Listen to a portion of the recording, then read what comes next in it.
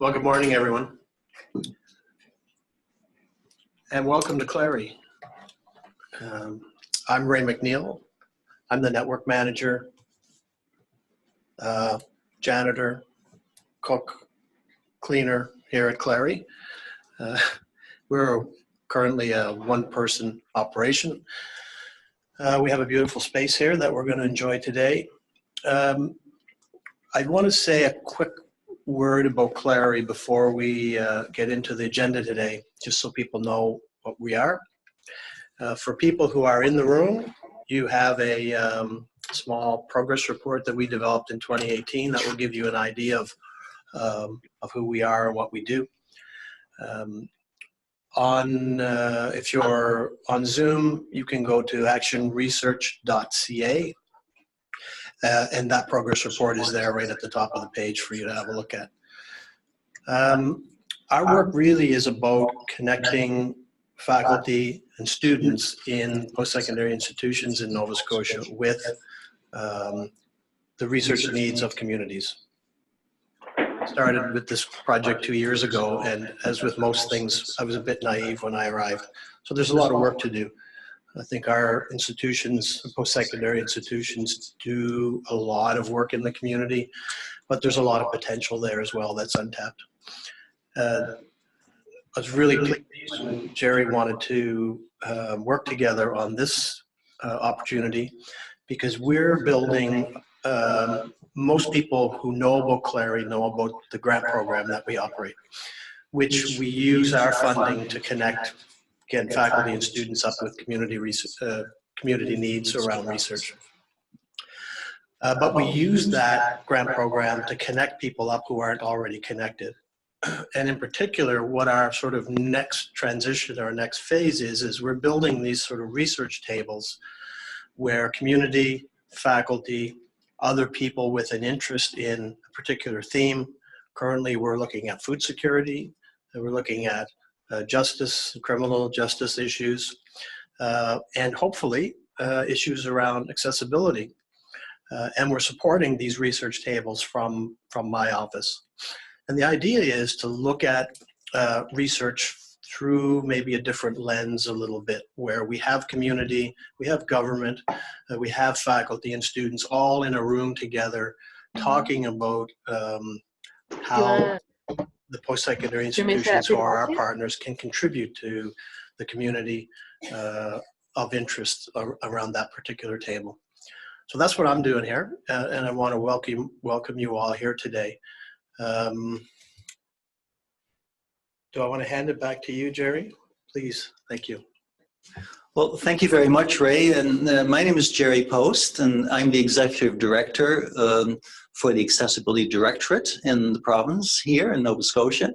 We're nested in the Department of Justice, and it gives me pleasure to have initiated this session with Ray, and to also welcome Philip Rizkala, the CEO of the Canadian Accessibility Standards Organization.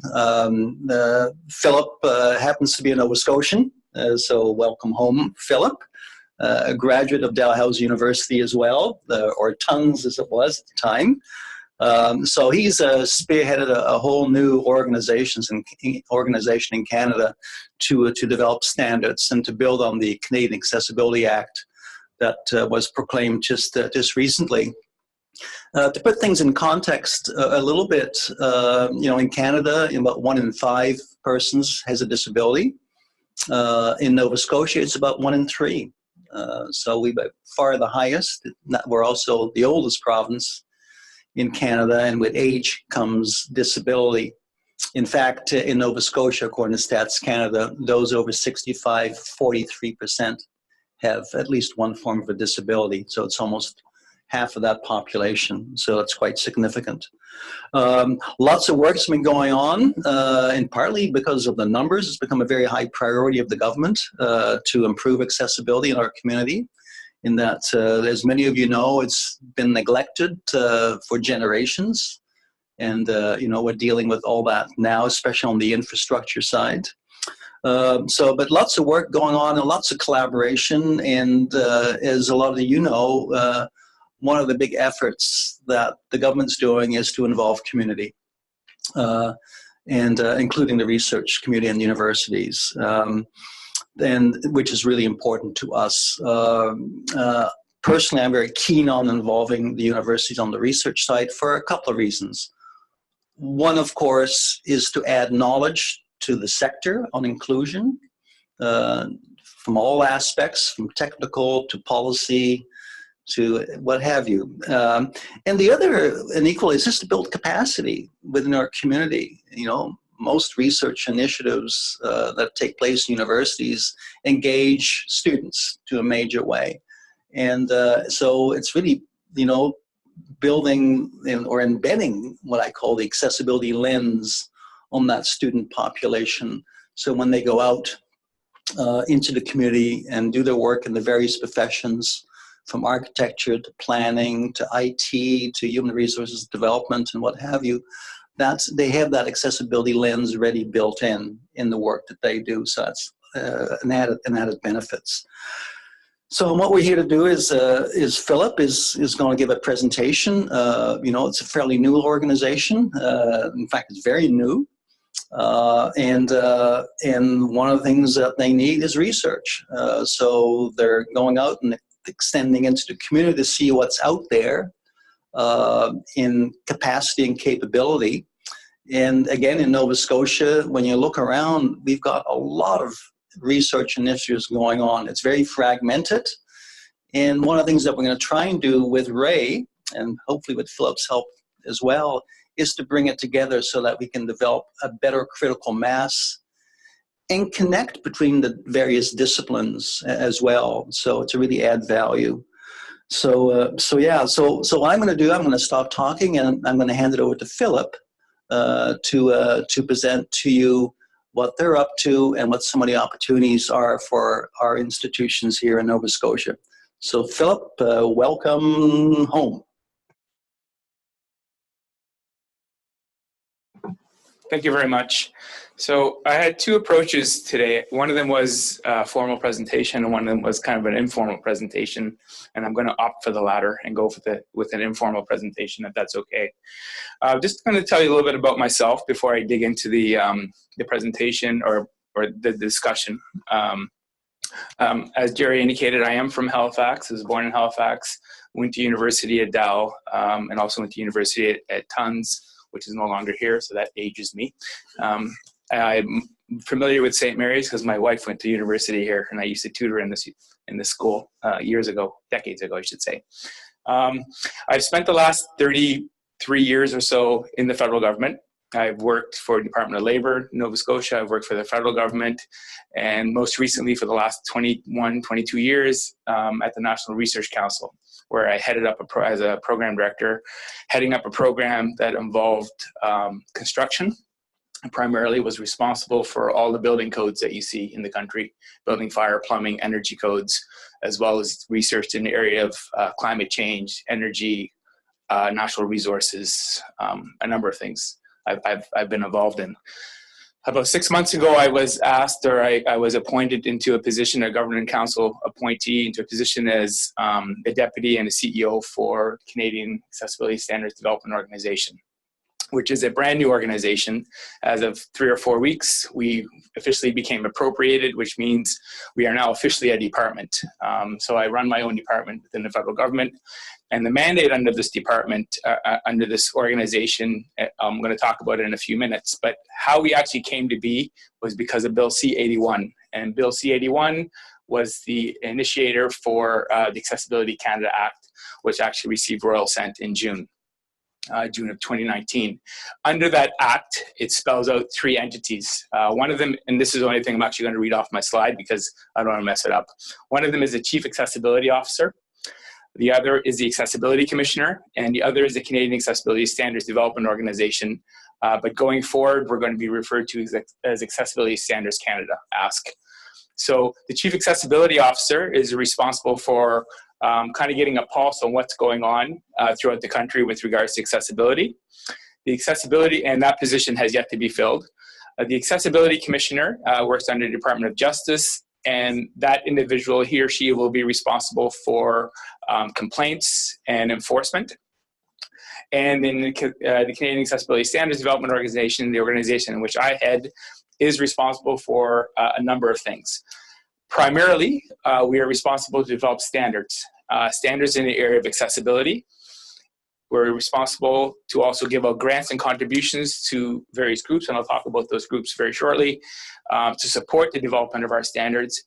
And third, communication and outreach with the accessibility community. So those are kind of the three pillars of what we're responsible to do. Now at End State, I'm a very, very small departmental corporation, and what that means is that as opposed to a typical government department, I report directly to a minister, I report directly to cabinet. So I don't necessarily have to follow a lot of the rules that are embedded in all the little steps in what I like to call bureaucracy in government to get things done. I have a pretty straight line to make changes. We, under our department at End State, will be about 55 people.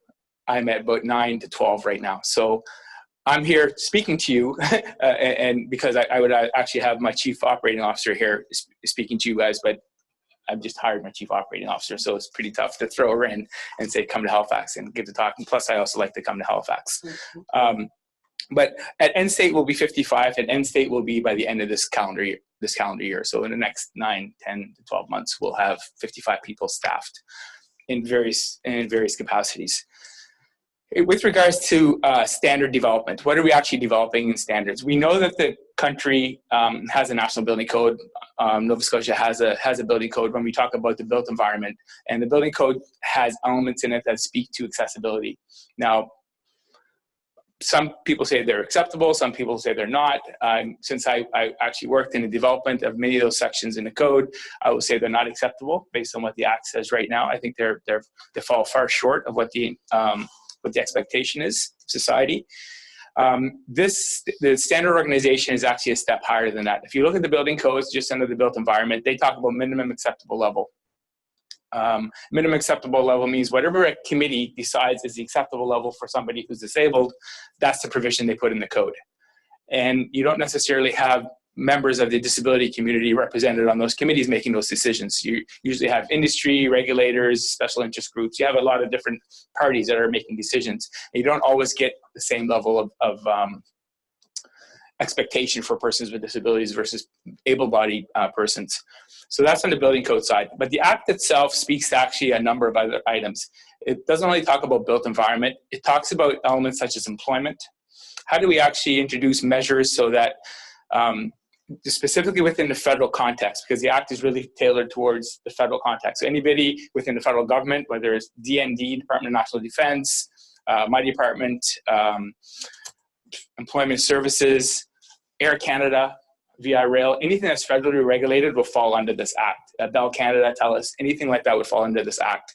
And I'll talk a little bit about why I think there's a little bit of a shortfall there and how we can actually bridge that gap. But under the Act, it says we will create standards that will then enhance several areas. And the areas that we're speaking about are built environment, employment, procurement, transportation, telecommunications. I'm probably forgetting a few here. I'll just go through my list. This is one I probably will forget. Transportation. I think I've captured them. I probably grouped a couple of them together. Information technology. So that's also part of it as well. So in those areas, we'll be creating standards. And how do we develop, or how do we decide what standards we want to develop at first? So I also have a board. We've appointed a board of 10 members. That board is made up of 8 members, persons with disabilities, and 2 members that are not. And I sit as the CEO. I'm not a voting member on that board, but I get direction from that board. That board will set direction and set priorities for us. So the board has been in existence for 6 months. We've had 2 meetings. We have our next meeting scheduled in 2 weeks. But in those 2 meetings, they've been able to establish a strategy for the next 5 years. They've been able to identify at least 4 priorities that they want us to start working on immediately. And they've been able to identify kind of a long-term goal of where they want to be in the next 5 years. So those 4 priority areas that they've identified are employment. So they want us to develop standards in the area of employment. And when we say we, it's under my department, we develop those standards, and I'll tell you how we do that as well. They want a standard on it's very specific in the area of built environment, but egress out of buildings. They want a standard that talks about plain language. So how do we put things and post things online in plain language? How do we create documents that are in plain language? And the last item is outdoor and recreational spaces. So how do we have those areas accessible? So I indicated originally that we have 3 areas under the Canadian, under ASK, under my new department. One of them is the development of standards. One of them is a research component. So under the second piece, I also have funding each year up to $8.5 million that I can give out in the form of grants and contributions to various organizations to help create and carry out research that will then feed into the development of those standards. And the third pillar is the communication and outreach. So from this group here, you're going to be really interested in the research that we're doing, the research that we're going to be looking for, and how you actually access some of that grant and contribution money, and the technical standards that we're developing. In the area of standards, the way we develop our standards is we will create technical committees, upwards of 12 people on those technical committees, and maybe a series of subcommittees underneath them. Those technical committees will have persons with lived experience represented. We'll have experts, government, various groups represented on those committees, but they will essentially develop those standards under a process following standards rules. So Standards Council of Canada has accreditation rules that you have to follow, such as consultation, balanced matrix, validation, things like that. We will follow those steps when we're developing our standards. But in order to feed those standards, we need to reach out to research communities. So that money that I spoke about, that grant and contribution, and the big difference between a grant and a contribution is roughly split in half, about $4 million each, 4.25 per. A contribution, we would give that out to an eligible organization. They would carry out the work, and then they would invoice us, and we would pay them as they created and completed that work. That's on the contribution side. On the grant side, we would just give you a bucket of money based on a proposal, and then you would have time to actually work with that money. From our perspective, obviously we like to give the bucket of money out and have that work carried out, because it's very hard to actually do a lot of work with limited finances and limited resources and funding, and then have to come back to the government to get money to pay for that and move forward. So this actually I find is a mechanism that allows you to work a little quicker depending on the organization. Now, who's eligible to actually receive this grant contribution, and what kind of proposals do we receive? I'll tell you who's not eligible first, because that helps. The provincial government is not eligible to receive this funding. Federal government is not eligible to receive this funding, and individuals are not eligible to receive this funding. So who's eligible? Academic, universities, research facilities, associations, municipal governments, they're all eligible to tap in and put proposals in for this money.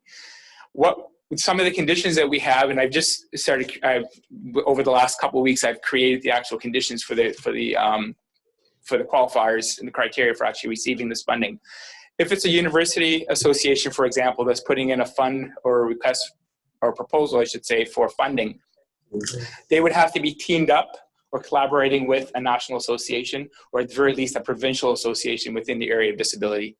So I'm not going to pick one out particularly, but I'm not saying this is the group you have to go with, but I'll give an example, the CNIB. So that may be an association that a university or a cluster of universities may wish to team up with and partner with, and put a proposal forward.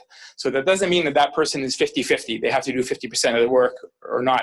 The reason we want to have that environment or that association associated with the universities is so that their feedback, their input is provided into the research. We're not expecting them, those associations, to do the research unless they have research capability. Most of them do not. But we want them to come in and say, okay, this is what's ailing us. These are our pain points. These are the areas we'd like you to work in. And at least that feedback's going back and forth, and there's a collaboration on that research. The researcher is still ultimately responsible for carrying out, and the lead is still responsible for carrying out that work. What gives an advantage to a proponent who's submitting a proposal to our office for funding is if they can come in and say, we're teamed up with 3 or 4 universities, and we're teamed up with 2 or 3 associations, and this is the proposal we're going to do, and they put it in. That puts you on a higher ranking as far as I'm concerned when I'm going through the screening criteria. What will also disqualify you from the proposal, I should have actually mentioned this before, we won't accept anything under $70,000. A reason for that is just the management and the administration of a project that's 70,000 or less. It's just really, really difficult for us to try to manage. So I've set parameters of 70,000 and 1 penny is essentially the minimum that you can put in, up to $350,000 per year, but you can ask for 3 years of funding. So you're almost up to $1 million in funding that you could ask for on a proposal. Now, I've already put out the first call for proposals. I was appropriated about 4 weeks ago, so I had to really rush. I have money that I'm going to lapse, and I wasn't. If I didn't actually go out and ask for funding, I would have to give that money back. So I'm not one to give back money that's given to us by government, because it's very hard to get that money back down the road. So I went out and I had solicited calls with various organizations. So for this fiscal year, meaning end of March, we've already assigned, I just actually spoke to my staff this morning, we've hit the cap for what I can give out for grants. I am giving back all the contribution money. I'm not going to be able to contract that out this year. But what that means is that starting April 1st, I have my new bucket of money that I can start giving out. And the call for proposals for that new bucket of money closes on February 28th of this year. So you have, just a little over 2 months, just a little under 2 months, month and a half, to actually put that proposal in. Actually less, you're looking at 5 weeks to get a proposal to us for funding in the 4 areas that I just spoke about. Now, it doesn't have to be in those 4 areas, the employment, the built environment, the plain language, but 80% of the money that we're going to be giving out in this coming fiscal year will be linked to those 4 priorities. I still have discretion of about 20% of my funding to give it the project that we anticipate we'll be looking at next year. So the board will meet, as I indicated, in February. They'll probably identify some more priorities, and I'll be able to expand that list. But if you look at the proposal that's online, and I'm going to send it to Jerry, and Jerry, you're going to distribute it to the group here because I don't have everybody's email. I encourage you to look at the criteria, look at the application, and submit something to us. It'll go directly to my my chief running the grants and contribution piece. But I see every proposal that comes in, and I make the final decision on every proposal that comes in into the office. But we'll be vetting it. The earlier you get it in, the quicker we can assess, and if we're comfortable and we believe that it's a proposal that's viable, we will earmark temporary funding for it as we go through the process. So as I indicated, you can put a proposal in for a grant, you can put in a proposal for contributions. It'll be our decision to decide which one of those it'll be coming in. So you're not coming in saying, I want a grant or a contribution. You're saying, I'm putting a proposal for funding for this or that. So you may get a combination of both. What also helps the groups, and what we really like to see, because 8.5 is not really a huge amount of money. I'd like to see that money leveraged with other groups. So if there's resources that you can actually put resources towards it and say, we're going to contribute in kind, this amount of resources or this amount of graduate students, they usually work a lot cheaper than consultants. No offense, I was there, so I know. But if you can leverage it that way, that also helps. Because when we go back, and I have to report to the minister a few times a year, I say, look, that $8.5 million, actually we received $30 million worth of benefit from that, because we've collaborated and we've spread that out amongst various groups that actually contributed as well. That also helps me when I go back in a few years, and I will, to ask for more money. So even though I had infinite amount of $8.5 million forever going forward, we may, depending on what kind of research is coming out and how fast and how good the results are coming out, we could say we would like that to be $20 million a year. And so we could make the case going forward for that, but not right now. Right now, we're working with the number that we have. So that in a nutshell is what we're doing. I'm certainly open for questions. If you don't mind, I'd like to maybe give you a little bit of an idea of some of the research that we've already funded right now, without giving you names of the organizations, because I haven't signed the contracts with them yet. But we have spoken to several associations, we've spoken to several universities, and we do have some projects. One of them that will probably impact the group here, or the group will be reaching out to you. We've asked for an environmental scan of the research that's going on within Canada in the area of accessibility. So not just in the built environment, but in all areas of accessibility, whether it's employment, social sciences, any area of accessibility. So that organization that's going to be doing that project for us will be reaching out to universities, to Rick Hansen Foundation, various associations that work in this group, rehab centers, hospitals, to see what is the research that's taking place. And that information is going to help us in the future decide on who we will actually fund, because what we don't want to do is have somebody from BC come in and say, we're a small association, we would like to do research in this area.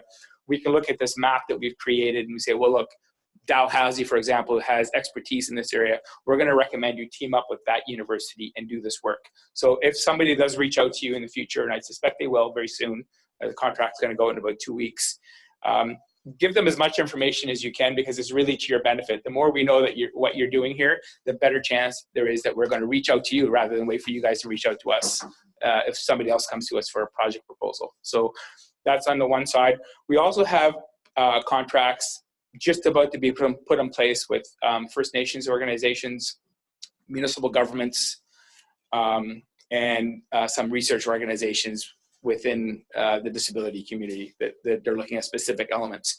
So what's an example of a research project that somebody could do? You could do you can ask for funding to do an environmental scan on something, on a potential gap. You can ask for funding on a development of an app to help whatever group you want to help. You can provide funding to help workshops to get information from persons with disabilities. So it's really quite open-ended, as long as you meet some of those criteria that we spoke about earlier. It's a fairly loose way to get money, but we are going to be very strict. It has to fall within the criteria that we've established. So I'm going to stop it there, and I'll be more than happy to take questions. If not, I'll talk forever, and I have a lot more things I could say to you about some of these reasons why we've chosen these priorities. I thank Mosey and Annie. Otherwise, I'm going to talk. I'm warning you. Hello, everybody. Thank you so much. It's Anne Mosey. Well, thank you, Philip, for that presentation. So we'll open it up for questions. So if you have a question, if you're out there, please let us know, and in the room here as well. So yeah. It's I'm wondering if I unfortunately have to leave for a medical appointment. I'm a first voice listening in on this call. Unfortunately, somehow in my disability, I put myself into safe driving mode and I can't see anything. But excellent presentation, and I just want to give a 2-minute quick plea to everybody involved in research. The thing that I see missing from the first voice perspective and the connection to employment and built environment and standards and everything is the home care piece. If you can't get dressed in the morning and you can't get out of your apartment, it doesn't matter if there's a ramp and there's a beautiful building. It doesn't matter if there's an employer who wants to employ you. And this is a piece that is missing. Please don't silo the research. Please look at the whole healthcare, home care piece and how it links in. I'm definitely a first voice who's willing to be involved and help in any way that I can. Unfortunately, right now, I have a wheelchair van beeping its horn in my driveway. So I want to thank you for the work that you're doing in Ottawa. And I want to thank you, Jerry, for the work that you're doing in Nova Scotia. Today, I can't get out of my house until 10:30. So this is a piece that's hugely missing, along with affordable housing for the disabled, and it all links in together, and it's a huge thing that I see missing from the piece. So thanks for me interrupting so quickly into the meeting, and I wish you all good luck with your research. And Jerry knows how to contact me if anybody wants to be in contact with me, but I have to leave. Thanks so much. Thank you very much, Anne. Have a good day. Philip, I'd be curious just to hear your response to Anne, particularly around home care and how some of that would fit into the funding program. Yeah.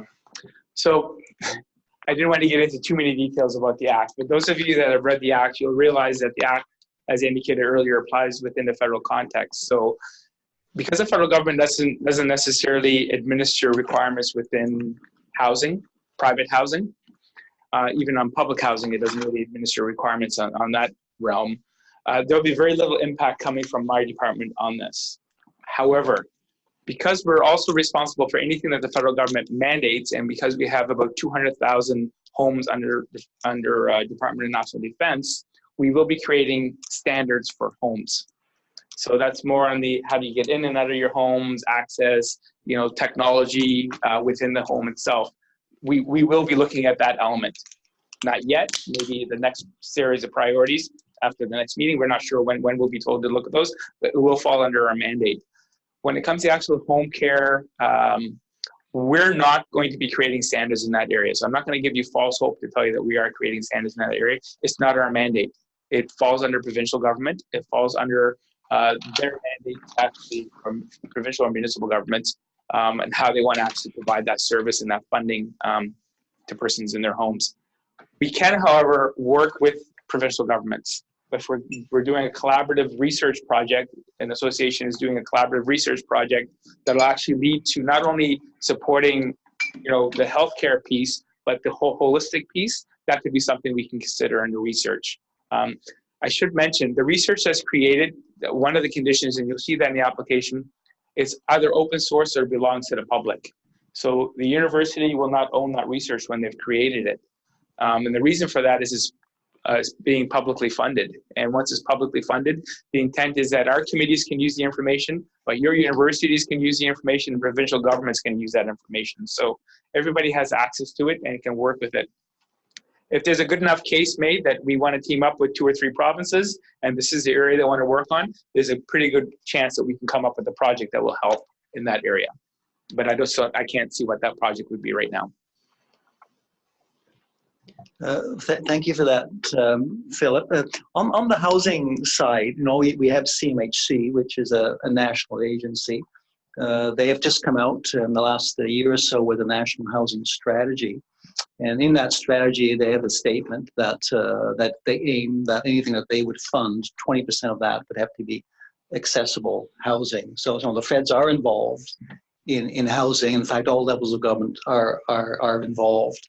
And there are some real challenges on that because it also links into your building sort of standard, especially when it comes to small option homes, which requires, I think, quite a bit of research and some more work. So I'd certainly hope that you would be looking at that because I think there is a federal mandate there because of that policy statement. Yeah, I'll just respond to that. So under the housing part, this is probably honestly one of the most difficult pieces to actually tackle. I'd rather work on a 60-story high-rise building and come up with requirements for that rather than a housing, because the 60-story building, the corporation will cover that cost and it's embedded in the business model. It's very difficult when you go to a homeowner that's able-bodied at the time and say, we're going to require you to put ramps and visibility requirements into your home and wider doors and wider bathrooms and wider stalls and accessible showers into your construction of your home. And you're going to pay for that up front, even though you don't need it right now. It's a harder sell when you're actually hitting the person. So we have to figure out a mechanism, and maybe the research will actually give us this. How do we actually make a house adaptable without putting those features in so that maybe at the time you move into the house, you're fine, but in 20 years, you actually need that service. Or maybe you have somebody moving in with you, or maybe you're selling the house and that house has to be adaptable. So maybe the research can come in with, movable ramps, adaptable partitions. Automation is really going to help as we go forward. You don't necessarily have to have light switches at a certain height anymore. You can have everything controlled off your phone. So I think that technology is there already anyways. But that's kind of research that we would definitely look into because, again, we work very closely with CMHC. I've worked with them for years on a number of other issues. And this is the kind of information we can feed them in developing those standards and those codes going forward, for sure.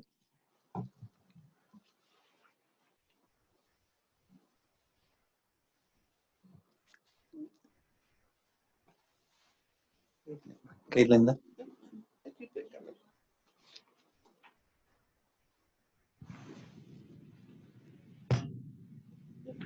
Morning. Thank you so much for coming, Philip. I appreciate your time. And I think it's great. $8.5 million for research. And you say, oh, well, it's not that much money, but I think it's a fantastic step forward. And I'm very excited for the opportunity. I was reading the criteria and the requirements for the research grants. And I have a few ideas. Part of our challenge and a few groups of people, they face so many barriers. Even just to arrive to a place of success, it's a very few number that make it there, which means those people in that position aren't one. There's not many of them. So from the position of outsiders, people are thinking there's no need for support or research or that kind of thing. And some of the challenge also, there's also no national organization or provincial organization. Which also comes with barriers. So, and the barriers keep the number of the artificial. So it's nice to have the criteria, but also some of the criteria are barriers as well. So in one particular situation, are you able to be flexible? That's my question.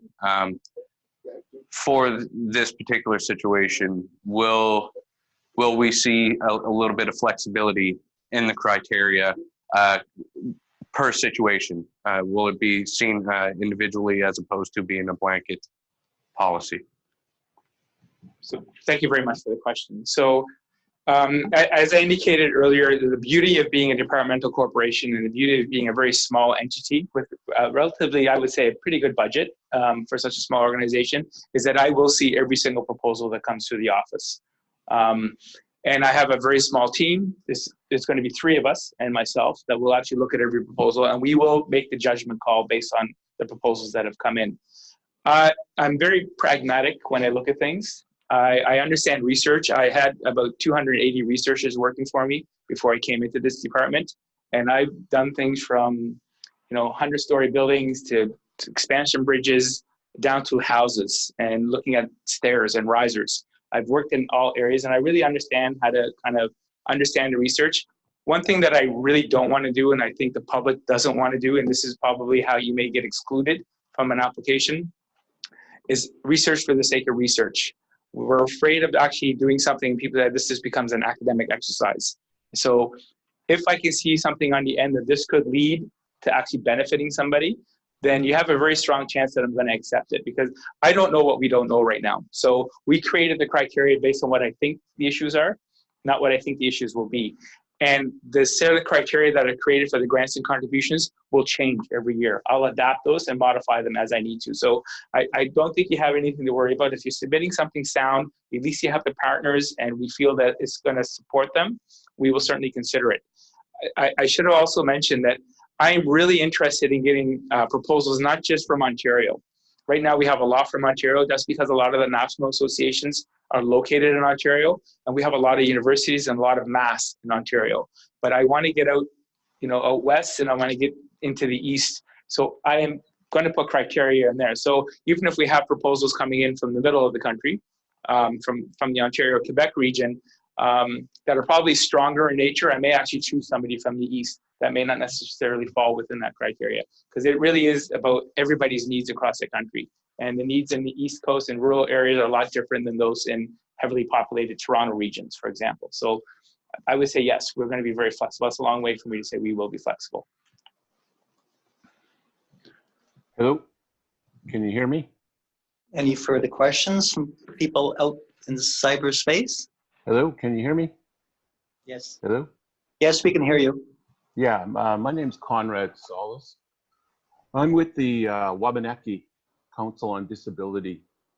We're an Atlantic regional Indigenous organization made up of First Nations, Métis, Inuit, and Innu communities and organizations.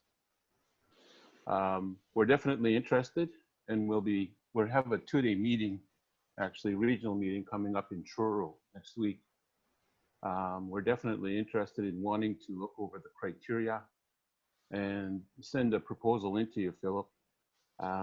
We're currently and have done limited scope research for Indigenous persons with disabilities on reserve in the Atlantic, as well as urban and rural. It's limited. The funding that we currently receive is from Indigenous Services Canada. It's only $160,000, but we very much appreciate receiving that funding. And as Shane said, we really appreciate this money as well. There is such limited funding out there for organizations and groups that focus on persons with disabilities. It's really been next to none. It's knowing that this funding is available for groups and organizations to conduct research is really glad to hear. On one hand, like I said, we're a consortium of First Nations, Métis, Inuit, and Innu communities and organizations in the Atlantic. Currently, we're actually supporting research to be conducted that's province-wide focused in each of the 4 Atlantic provinces, to see what's available from within the provincial scope, because from our understanding, that kind of information isn't really or readily available. So we have post-secondary Indigenous students in Nova Scotia and New Brunswick conducting that research for those 2 provinces, and we have a private Indigenous contractor in PEI doing the research for there. We're still trying to find somebody in Newfoundland. But like I said, at our 2-day meeting next week in Truro, this will be one of the things that we're going to discuss, and definitely we're going to be focused at wanting to put together a strong proposal. We do have affiliations with Dalhousie and with St. Thomas University in Fredericton, so we do have linkages with the universities, which is a part of your criteria. And I consider the pool of Indigenous post-secondary students a possible and potential source of future research and people that will be wanting to, and hopefully will be wanting to work, focused on improving things for persons with disabilities. The area of housing is such a huge, incredible need. There are just so many issues, and but beyond that, there's so much more. Shane and some of his associates have been at many of the meetings that we've held because they've provided the ASL at those meetings that we've had, and they will be as well at the meeting coming up on Monday and Tuesday in Truro. So it's good to know that you're there, Philip. I'm based out of Ottawa myself, even though the organization is regional based in Truro, and but hopefully at some time, maybe we can, the Wabanaki Council on Disability and yourself or some other people from your organization, Casdo, can come together and have some kind of discussions. I see the spelling is W-A-W-A. It's W-A-B-A-N-A-K-I, Wabanaki Council on Disability. She's close. W-A-B-A-N-A-K-I. That's it. Perfect. Thank you very much.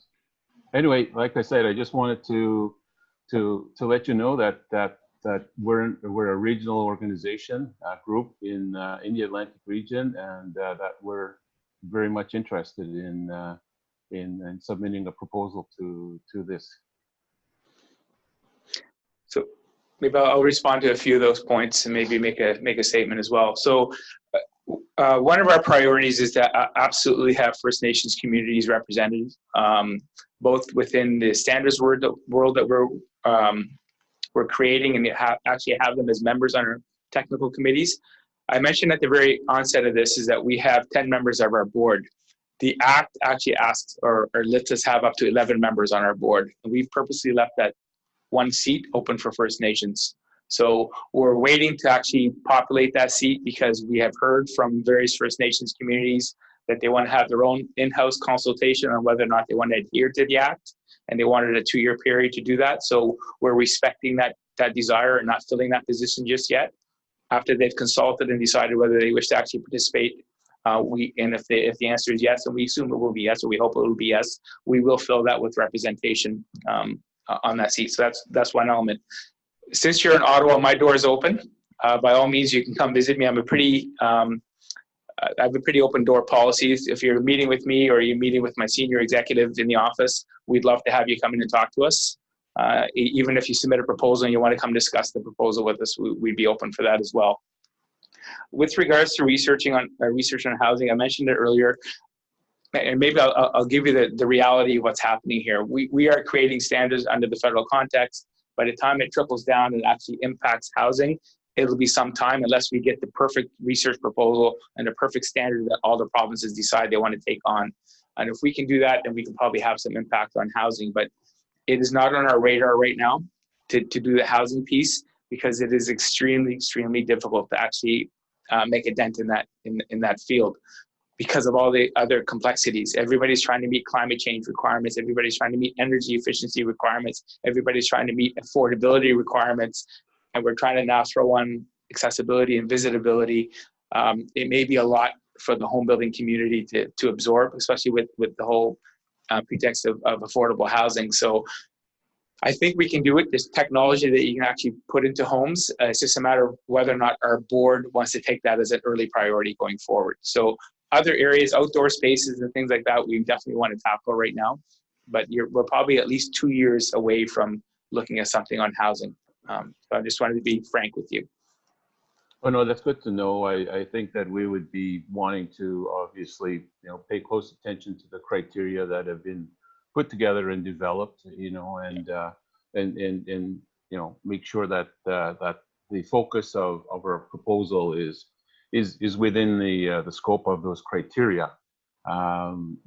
Because when it comes to accessibility, it's really not more or less as Shane mentioned. It's not just housing itself. It's really it's really in the areas of employment. And I know accessibility a lot of times means only being able to get into a building and being able to get into a washroom, but accessibility also means being able to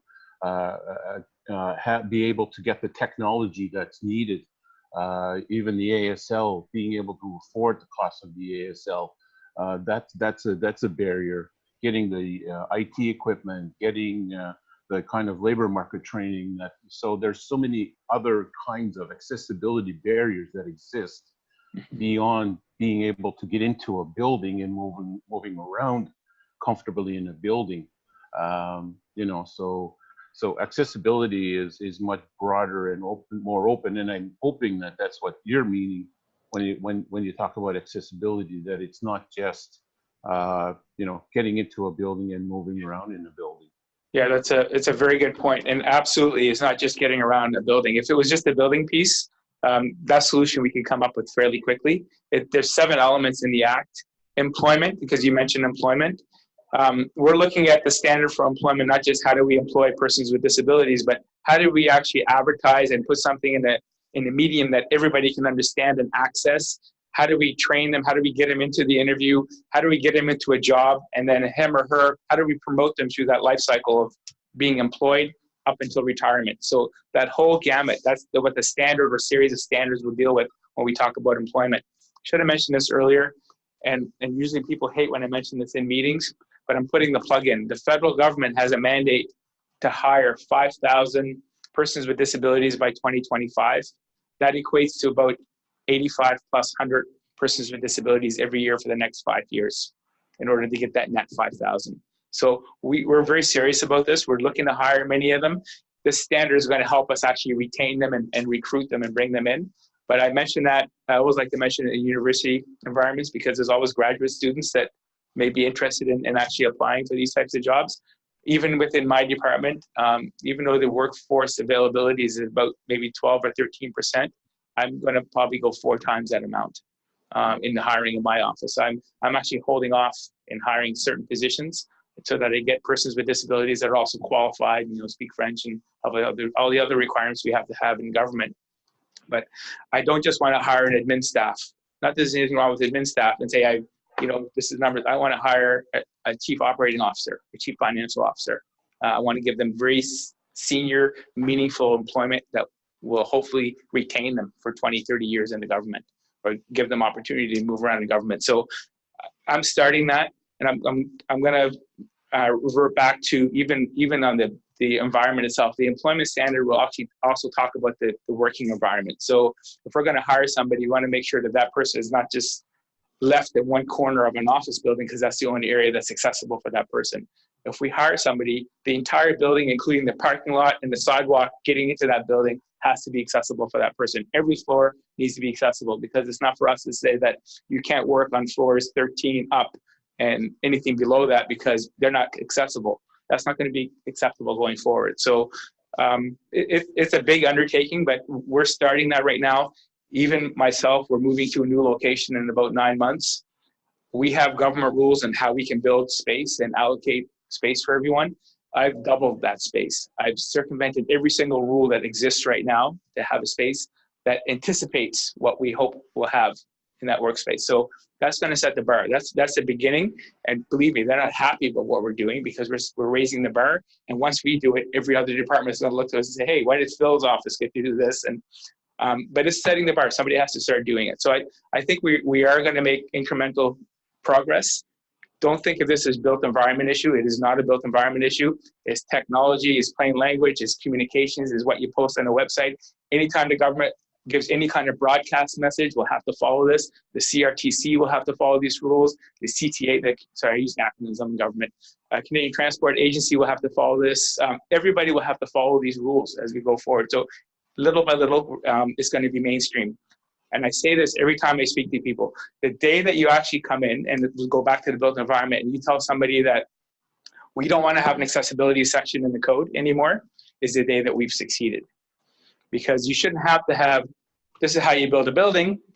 And by the way, there's a section here that talks about accessibility. You should interject some of these elements of accessibility if you want. So that needs to be taken out and has to be embedded in the building. It shouldn't be an afterthought. It should be put in up front. Once you get to that point, you're there. And I think we'll get there slowly. But that's kind of where my goal is with this, not just for buildings, but for everything, even employment. Like we wouldn't even think, I've been running commissions for years. I've sat on, I'm not exaggerating, well over 800 standards committees in my career. I've worked on, we've never had this in our committees. They're public committees. We've never had this. So now that I run a board, we have interpretation, we have persons that function at a lower grade level. We have their assistants sitting with them. We have assistants sitting with people that are blind. It's all part of the whole system. So when we're booking meetings and we're doing audits of where we can hold our meeting, we make sure they're conducive for dogs, guide dogs, or they're conducive for interpreters. We have translations. Everything's in place now. That's just the policy we're following. It just took us one meeting to figure that out. After the first meeting, we're bang on. So, little by little, people will begin to realize this is just mainstream. This is what you'll do. So anyway, sorry, I made a long-winded reply to that, but just wanted to know we're heading in the right direction, I think. So I've been tasked with keeping track of time. We're at time. Jerry, do you want to entertain a couple of more questions? Yes, we can entertain 2 or 3 more questions. It'd be wonderful out there. There's also a question in the room here, so perhaps. Yeah, we just bear in mind that people may have to get up and leave if they've expected this to end at 11:30, and we respect that. Okay, where you go. Hi there, Catherine here from Independent Living Nova Scotia. I'm the program manager there. Thank you for letting me have this opportunity to come and speak. Now, I know that you said that the federal government has a mandate for 5,000 opportunities by 2025. I'm just wondering if that's broke down by province or if it's just a shelter in 5,000 across Canada. Yeah, it's 5,000 across Canada, but again, that's 5,000 net by 2025. So you're looking at almost 25,000 hires by then. Second question there, we do have a program, it's called The Next Step, if anyone's interested in it. It looks at employability skills across an 8-month program. Now, what we do look at, not just employability, we're coming up with things that are coming from parents saying about housing problems, things like that. I know it's going to be about 2 years until you do look at things like that, but also transportation. Would you consider building that into a Piece 4 proposal if we were to run this program again, but also have subsets for transportation, especially in rural areas where we're having difficulty with accessibility, not just Accessibus, but cabs, providing funding for parents to be able to drive the kids to programs, things like this? Yeah. So I'm going to say no. And the reason for that is that the transportation piece itself, for the vehicles and access to those vehicles, if it falls within federal, if it's something that's crossing between provinces, it would fall under our mandate, but it wouldn't fall under my specific mandate under my department. It would be the Canadian Transportation Agency.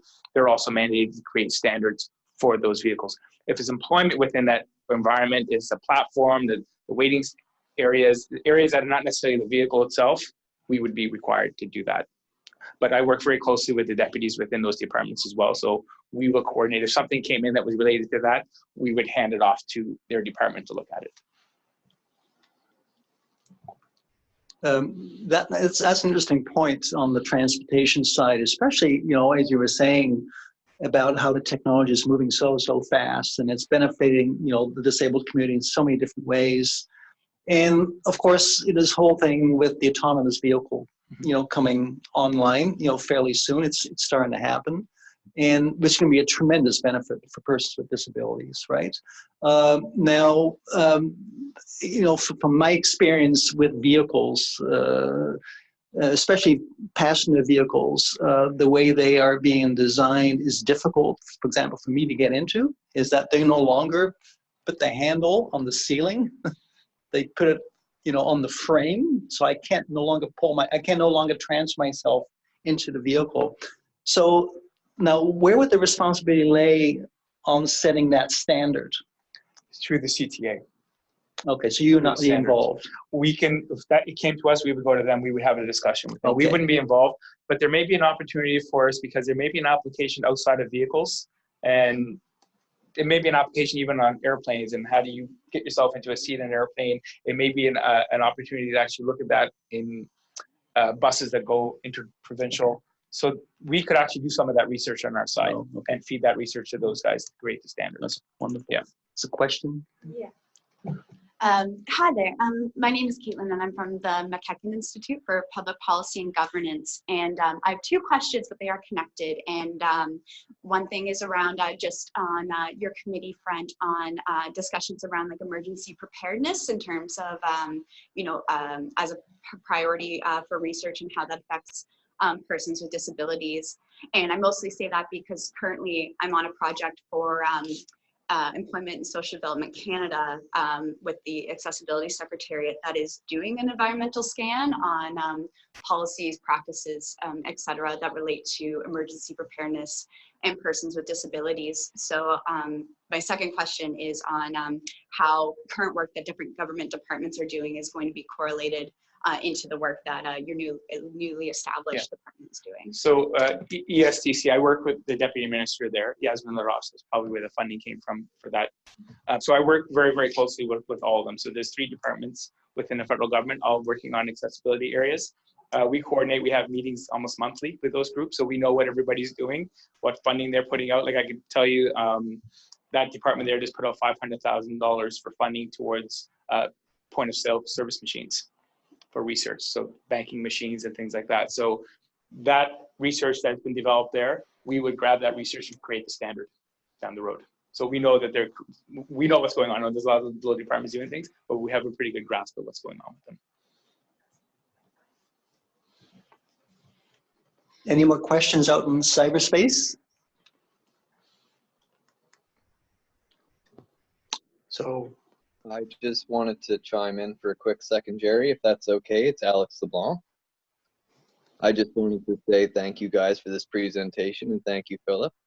I hear the passion in your voice, and I'm really excited that there's other federal organizations working on these programs, these projects, and it was really interesting to hear all the speakers asking a question in the group today. It's really nice to see the networking coming together. I look forward to 2020 and all that we can accomplish. Excellent. So that's a nice segue into what I'd like to say, Jerry, before we sign off. Is that okay? Yeah.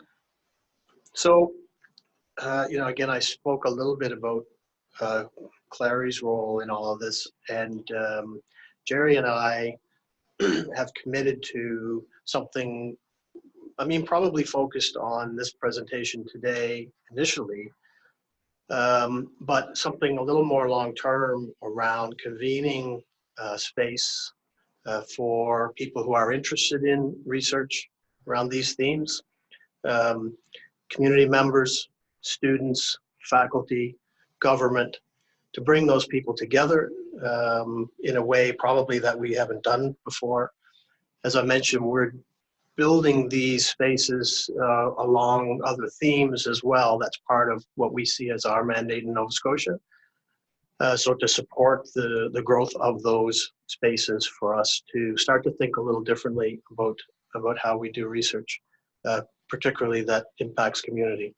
So I think for those people today online and here in person, Jerry, if they're interested in that journey with you and I, if they just identified themselves to you, is that okay? Yep. So that's what I would say to you all. If what I'm saying makes any sense, I guess, first of all, but if it's interesting to you, would you just identify yourself to Jerry or his staff, and then we will reconvene, I suspect fairly shortly, given that February 28th is coming upon us.